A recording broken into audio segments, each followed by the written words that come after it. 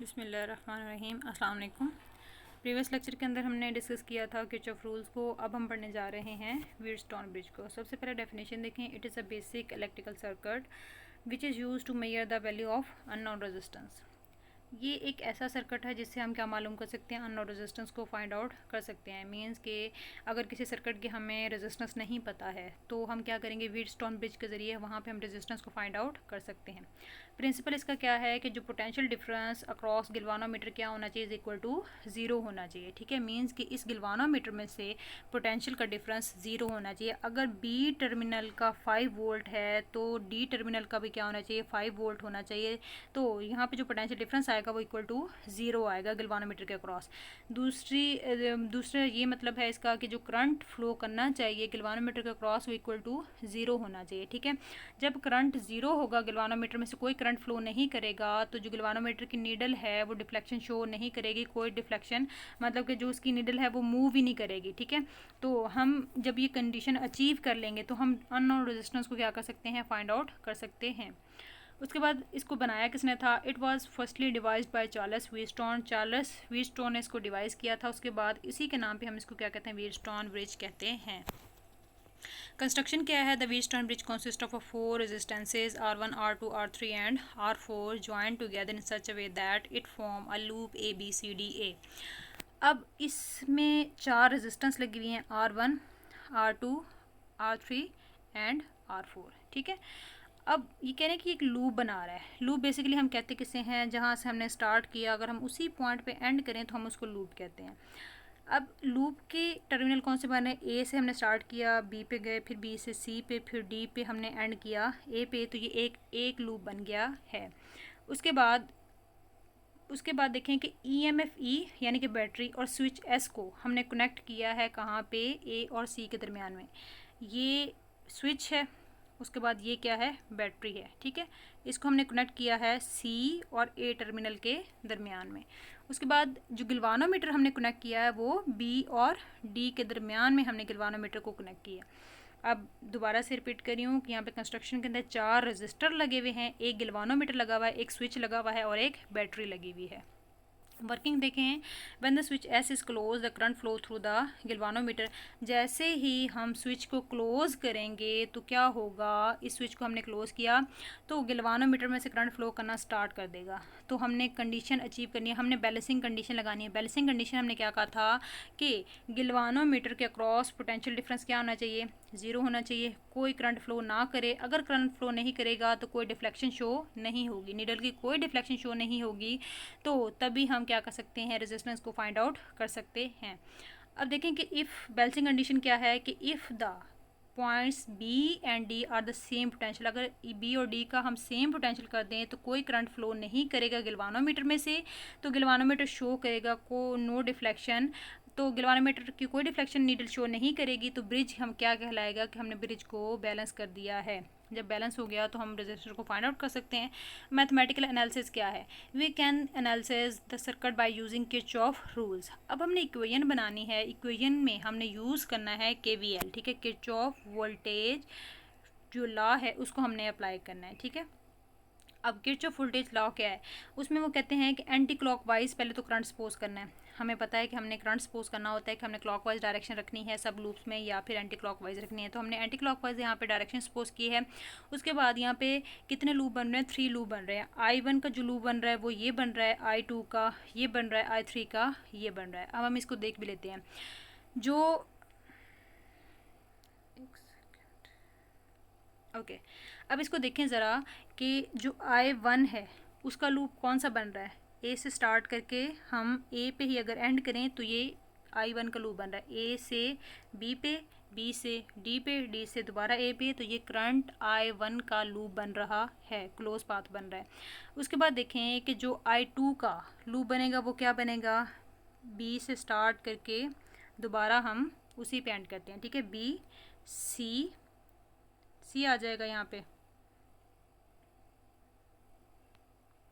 Okay, यहाँ पे देखें बी, उसके बाद सी, उसके बाद डी, उसके बाद दोबारा से बी, तो ये किसका लूप बन गया, ये I2 का लूप बन गया।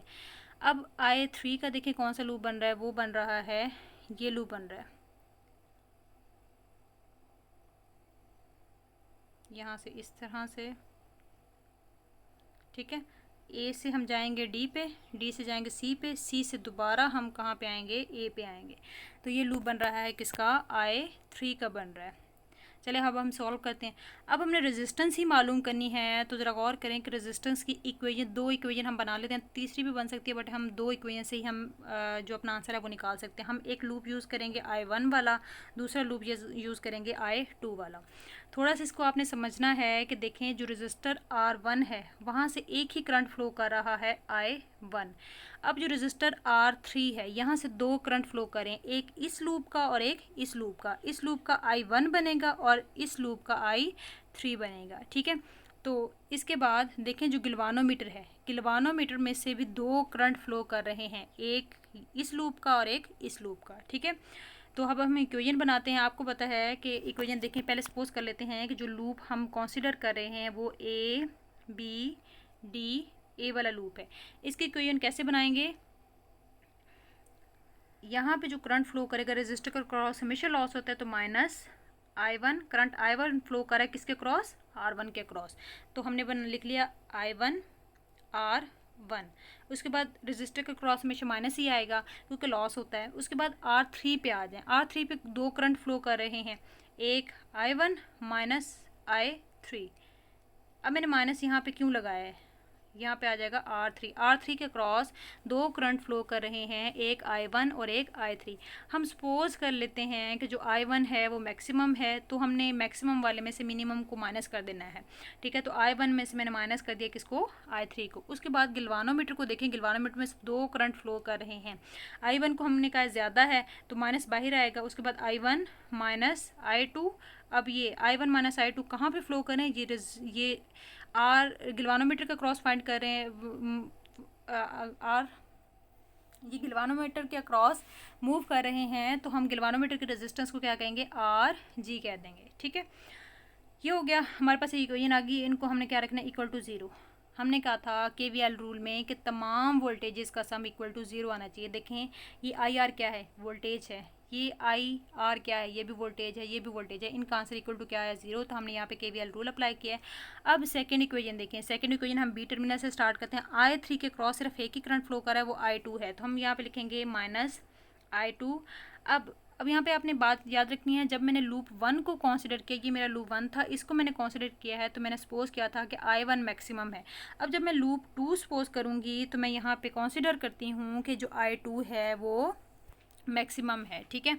तो इसकी इक्वेशन कैसे बनेगी, इसकी इक्वेशन बनेगी I2, ठीक है, माइनस आ जाएगा क्योंकि रजिस्टर का क्रॉस लॉस होता है, और R2 आ जाएगा, ये R2 है, ठीक है। R2 के क्रॉस सिर्फ एक ही करंट मूव कर रहा है, वो कौन सा है, वो I2 है, ठीक है। उसके बाद माइनस, अब ब्रैकेट के अंदर क्या आएगा, अब पहले इसको देखें, G के लॉन्ग दो करंट मूव करें, एक I1 और एक I2, एक इस लूप का और एक इस लूप का। हमने अगर कहा है कि I2 मैक्सिमम है, तो I2 में से माइनस कर देंगे किसको, I1 को, बाहर क्या आ जाएगा, RG, क्योंकि ये किसका, ये करंट है किसके अलॉन्ग, गिलवानोमीटर के अलॉन्ग, गिलवानोमीटर के रेजिस्टेंस को हमने RG कहा है। उसके बाद फिर दोबारा से माइनस लगाएं, माइनस आ जाएगा। अब R4 के क्रॉस आ गए, यहाँ पे R4 के क्रॉस दो करंट गुजर रहे हैं, एक I2 और दूसरा I3। तो I2 को हमने मैक्सिमम कहा है, I2 में से माइनस कर दें I3 को, तो इज़ इक्वल टू इनटू क्या आ जाएगा, R4 के क्रॉस दो करंट गुजर रहे हैं, एक I2 I3, इन सबको हमने क्या करना है, इक्वल टू 0 कर देना है, ठीक है। अब उसके बाद ये कंडीशन देखें ज़रा, कंडीशन जब हमने A का लूप सपोज किया है, तो हमारे पास ये क्वेश्चन आई थी, R1 के क्रॉस I1 फ्लो कर रहा है, RG के क्रॉस दो करंट फ्लो कर रहे थे, I1 माइनस I2, और R3 के क्रॉस दो करंट फ्लो कर रहे थे, I1 और I3। उसके बाद जब हमने लूप कंसिडर किया है BCDB का, तब हमारे पास R2 के क्रॉस I2 फ्लो कर रहा था, R4 के क्रॉस I2 और I3 फ्लो कर रहे थे, और RG के क्रॉस I2 और I1 फ्लो कर रहे थे। अब ये दो इक्वेशन आ गई हैं। अब हमने लगानी है बैलेंसिंग कंडीशन। बैलेंसिंग कंडीशन क्या थी कि under balancing condition the potential B और डी का क्या होना चाहिए, सेम होना चाहिए। जब इनका सेम हो गया तो करंट का जो डिफरेंस आ जाएगा, जो पोटेंशियल डिफरेंस हो जाएगा वो जीरो हो जाएगा। जब पोटेंशियल डिफरेंस हो गया तो गैल्वेनोमीटर में से कोई करंट फ्लो नहीं करेगा, इक्वल टू जीरो आ जाएगा। यानी कि जो गैल्वेनोमीटर से दो करंट गुजर रहे थे I1 और I2, इनका डिफरेंस इक्वल टू किसके इक्वल आ जाएगा, जीरो के इक्वल आ जाएगा। ठीक है, या हम इसे यूँ भी कह सकते हैं कि I1 is equal to I2। तो ये कंडीशन पुट करेंगे तो ये जो I1 माइनस I2 वाला फैक्टर है ये इज इक्वल टू क्या हो जाएगा, जीरो। यहाँ से माइनस अगर कॉमन ले लें तो यहाँ पे भी I1 माइनस I2 आ जाएगा, तो ये भी आंसर इज इक्वल टू क्या आ जाएगा, जीरो। अब इस इक्वेशन नंबर 1 में से हमारे पास क्या क्या रह गया है, ये फैक्टर और ये फैक्टर रह गया है। ठीक है, उसके बाद इक्वेशन नंबर 2 में से हमारे पास एक ये फैक्टर और एक ये फैक्टर रह गए। अब इन्हीं को हमने सिंप्लीफाई करके लिख लेना है। अब देखें कि ये इक्वेशन थी, इसमें से आर जी वाला फैक्टर क्या हो गया, जीरो, तो हमारे पास ये इक्वेशन रह गई है। अब ये माइनस की इक्वेशन इधर है तो दूसरी साइड पे जाकर क्या हो जाएगी, प्लस की, तो हमारे पास इक्वेशन नंबर 3 आ गई। अब सेकंड इक्वेशन को सॉल्व करेंगे तो आर जी का फैक्टर जीरो हो गया, हमारे पास ये इक्वेशन रह गई है। अब इसी इक्वेशन का माइनस को प्लस करने के लिए हम इस वैल्यू को दूसरी साइड पर ले जाएंगे तो कुछ इस तरह की इक्वेशन आएगी। अब ये जो 4 और 3 इक्वेशन आई हैं इनको हमने क्या कर देना है, डिवाइड कर देना है। अब 3 को 4 पे जब डिवाइड करेंगे तो कुछ इस तरह की कंडीशन आएगी। यहाँ पे आपने थोड़ा गौर करें कि जो माइनस है, माइनस से कैंसिल हो जाएगा, I1 से कैंसिल हो जाएगा। यहाँ पे क्या रह गया, R1/R2 रह गया जो कि इसके इक्वल है। इज इक्वल की दूसरी साइड पे देखें I1 माइनस I3 से कैंसिल हो जाएगा तो यहाँ पे रह जाएगा R3/R4 जो कि यहाँ पे लिखा हुआ है।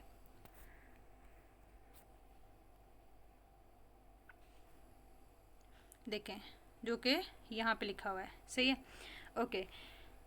अब इसको देखें ज़रा कि हमारे पास R1/R2 आ गया इज इक्वल टू R3/R4। अब ये वो इक्वेशन है जिसके ज़रिए हम रेजिस्टेंस को फाइंड आउट कर सकते हैं।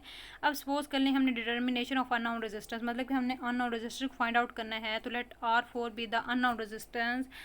जो R4 है अननोन रेजिस्टेंस है, तो 3 रजिस्टर लगे हुए हैं, तो कोई करंट अगर फ्लो नहीं कर रहा, नो करंट फ्लो, ठीक है, तो कोई डिफ्लेक्शन शो नहीं होगी। तो हमें R1 R2 R3 मालूम है, जब कोई डिफ्लेक्शन शो नहीं होगी तो हम क्या करेंगे, इसी इक्वेशन को एडजस्ट करेंगे, इस तरह की इक्वेशन बनाएंगे। तो R3 R1 R2 सब की वैल्यू मालूम है, हम वहाँ पे पुट करेंगे और जो अननोन रेजिस्टेंस होगी उसको फाइंड आउट कर लेंगे इस फार्मूला के ज़रिए। यहाँ तक आपका लेक्चर एंड होता है। अगर कोई क्यूरी है तो वो आप लोग पूछ सकते हैं। अल्लाह हाफिज़।